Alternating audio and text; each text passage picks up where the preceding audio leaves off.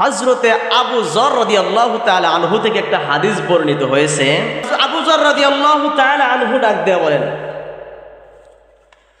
একদিন শীতের মৌসুমে আল্লাহর নবী বিশ্ব নবী রাহমাতাল লিল আলামিন বাহিরে এক জায়গায় তাশরিফ আনলেন।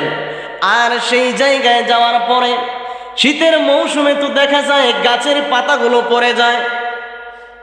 গাছের পাতা পড়তে পড়তে ঝরতে ঝরতে এক পর্যায়ে শেষ হয়ে যায়।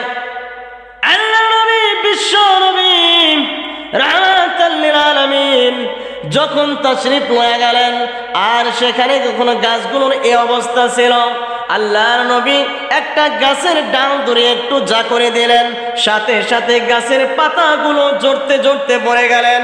এক পর্যায়ে তাকায় দেখে একটা পাতা আর বাকি নাই। আল্লাহর নবী ডাক দিয়ে বলেন, আবু যর, আমি রাসূল তোমাকে কি দেখাইতে চাইলাম, কি বুঝাইতে চাইলাম জানোনি?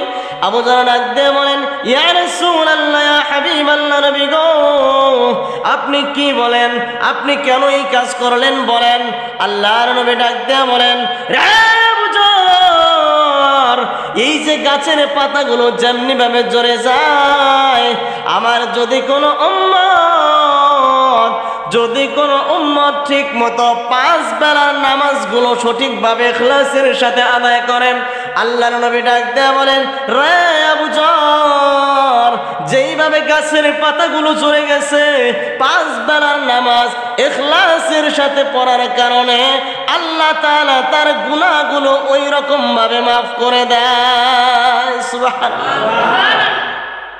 আল্লাহর নবী ডাক দেয়া কয় যে এই গাছের পাতা যেভাবে ঝরে গেল, ঠিক 5 বেলার নামাজ যারা ইখলাসের সাথে আদায় করে এই বান্দাগুলোর গুনাহসমূহ আল্লাহ এইভাবে ঝরায় দেয়। অন্য এক হাদিসের ভিতরে আসছে, বান্দা যখন ওযু করে ওযুর পানির সাথে সগীরা গুনাহগুলো পড়ে যায়। সুবহানাল্লাহ।